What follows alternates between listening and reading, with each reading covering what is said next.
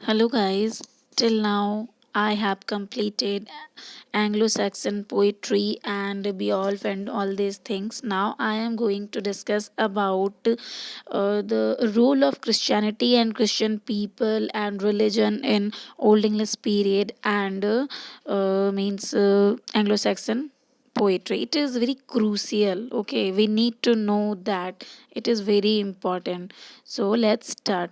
The early poetry was full of sea and war. जो early poetry हुआ करती थी वो full of seas and wars, मतलब उसमें ही ज़्यादातर वॉर के बारे में दिखाया जाता था, एडवेंचर्स के बारे में दिखाया जाता था, समुद्री यात्रा के बारे में दिखाया जाता था.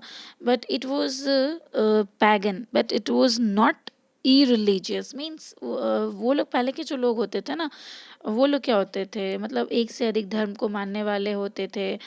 लेकिन ऐसे नहीं बोल सकते कि वो लोग ई रिलीजियस होते थे. वो लोग रिलीजियस हुआ करते थे. But Anglo Saxon were religious people, but with the advent of Christianity a new spirit of ardent religious flavour entered their life and literature. लेकिन क्या हुआ कि जब क्रिश्चियनिटी आ गई तो वो लोग में एक नया जोश आ गया, वो लोग के लाइफ में, वो लोग के लिटरेचर में एक नया धर्म आ गया, जो कि काफ़ी वो लोग को एक होता है ना कि प्रोत्साहित करता था, या बहुत वो लोग उस चीज़ को पसंद करने लगे थे. The Northumbria became the seat of the monks. Northumbria एक नाम का जो जगह था वो मतलब साधु संतों का वो जगह बन गया. ठीक है. Who influence the Anglo Saxon literature, it is called the Northumbria school. जो कि बहुत ही ज़्यादा इन्फ्लुएंस किए एंग्लो सैक्सन लिटरेचर को, उसको हम लोग नॉर्थम्ब्रियम स्कूल के नाम से भी जानते हैं. Caedmon and Cynewulf are the two distinguished poets of this school. मतलब सैडमन एंड सेनवुल्फ जो है वो दोनों बहुत ही इम्पॉर्टेंट हैं पोएट्स इस स्कूल के. ठीक है, तो चलिए जानते हैं. Caedmon, he is the first maker of English words. वह पहला इंग्लिश वर्ड्स को बनाने वाला राइटर था. He was an uneducated man who was inspired to sing about first created thing. वह अनएजुकेटेड था और उसको प्रोत्साहित किया गया था पहला क्रिएटेड थिंग्स के बारे में गाने के लिए. The Holy Bible was read to him and he turn some pages into verse. Holy Bible जो होता है ना, वो उन्होंने पढ़ा और उनके कुछ कुछ पेजेस को वर्स में लिखा, मीन्स पोइट्री में. The stories in verse form known as Caedmon's paraphrases were written about 670 AD. उनका जो वो वर्स उन्होंने लिखा, पोइट्री लिखा, उसको हम लोग सिडमंस पैराफ्रेजेस के नाम से जानते हैं. वैसे ये भी माना जाता है कि एक बार मतलब वो कहीं पे गए थे और वो सोए हुए थे, तो उनको एक स्ट्रेंजर दिखा. उनको एक सपना आया, सपने में एक स्ट्रेंजर कोई दिखा, मीन्स जैसे परछाई जैसा. तो मीन्स वो उनको बोला कि तुम कुछ गाओ. तो सैडमैन बोले कि what shell I Singh. Means वो तो अनएजुकेटेड थे, तो वो क्या गाते, उनको ज़्यादा कुछ आता नहीं था. तो स्ट्रेंजर ने बोला कि sing the beginning of created thing. मतलब तुम उसके बारे में गाओ या उस चीज़ को गाओ जो कि पहला मतलब बिगिनिंग था, जहाँ से चीज़ें बननी शुरू हुई. तो उनको ये चीज़ लगा कि मतलब ये बाइबल में ही होगा. और उसके बाद उन्होंने वो बहुत इंस्पायर्ड हुए उस सपने से, और उसके बाद वो डिसाइड किए थे बाइबल पढ़ने का. और वो बाइबल पढ़ के कुछ पेजेस को वर्स फॉर्म में लिखे थे. ठीक है. और उसके बाद कुछ और भी पोएम्स हैं इसी में जो कि बहुत ही ज़्यादा इम्पोर्टेंट हैं, जो कि हम लोग को जानना चाहिए. Genesis, it is a poem of nearly 3000 line. Genesis जो है वो 3000 लाइन का लगभग है. The poem is suppose to have two parts known as Genesis A and Genesis. इस पोएम का दो पार्ट है, Genesis A and Genesis. There is more than 800 line, जो कि एक में 800 लाइन से ज़्यादा है. ठीक है. Which are different in style and language from Genesis. जो कि मतलब दोनों एक दूसरे से बिल्कुल अलग है. स्टाइल और लैंग्वेज भी जेनेसिस ए एंड जेनेसिस का अलग अलग है. It treats them of the temptation of Adam and ये जो है वो ट्रीट करता है एडम एंड ईव के टेम्पटेशन में, fall of Adam and ewe etcetera. मतलब कैसे वो लोग एडम एंड ईव के साथ क्या क्या हो, उनके बारे में इस चीज़ को दिखाता है. Which are already in Genesis, जो कि जेनेसिस और जेनेसिस ए में ऑलमोस्ट सिमिलैरिटीज थी. ठीक है. अब नेक्स्ट आते हैं Exodus. It is a poem of some 600 lines. Exodus जो है वो 600 लाइन्स का पोएम है. It relate the story as is recorded in the book of Exodus. ये रिलेट करता है स्टोरी से जो कि एक्सोडस में रिकॉर्ड किया हुआ है, रिकॉर्डेड है। The poem is remarkable for its rapidity of narrative and vigour of style. ये पोएम रिमार्केबल है, उस पोएम को लोग जानते हैं क्योंकि इसमें नैरेटिव जो है वो अगेन एंड अगेन यूज़ हुआ है, एंड विगर ऑफ स्टाइल मतलब इसका जो स्टाइल है हम लोग बोल सकते हैं कि जैसे बहुत शक्तिशाली टाइप से इसका स्टाइल है, बहुत ही अच्छा, बहुत ही ब्रॉड बोल सकते हैं उस टाइप का है, ठीक है। The third one is Daniel. The simple incomplete poem deals with the first 5 chapters of the book of Daniel. इसमें ये बहुत ही सिंपल है और कंप्लीट पोयम है जो कि फर्स्ट 5 चैप्टर्स जो है वो डैनियल के बारे में दिखाता है, डैनियल के बारे में ही शो करता है, ठीक है। 4 आते हैं Judith.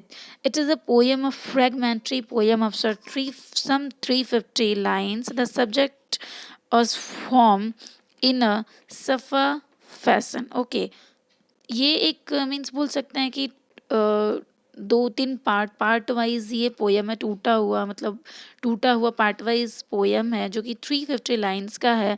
The subject is form in a sofa fashion. उसका जो सब्जेक्ट है इस पोयम का वो सफ़ा फैशन से रिलेटेड है। उस टाइम का ये कुछ होता था एंग्लो नॉर्मन पीरियड के टाइम का, ठीक है। Christ and Satan. Under the title we have 3 minor poems. Christ and Satan भी पोएम है जिसके अंदर 3 पोएम्स, छोटे छोटे पोएम्स अवेलेबल हैं। The fall of angels, the harrowing of hell, the temptation. Okay, second आते हैं। पहले इंपॉर्टेंट राइटर थे सेडमैन, ओके। और सेकंड है Cynewulf. Cynewulf the greatest of the Anglo Saxon poet. Cynewulf greatest the Anglo Saxon poets में there are 4 poems which bear the unique signature of Cynewulf. 4 poem है जो कि बहुत ही ज़्यादा इम्पॉर्टेंट हैं। किसका? साइनवुल्फ का। The Christ, it is a poem of 1700 lines. This didactic poem is divided in 3 parts. The Christ जो पोएम है वो 1700 लाइन्स का है और जो 3 पार्ट्स में है।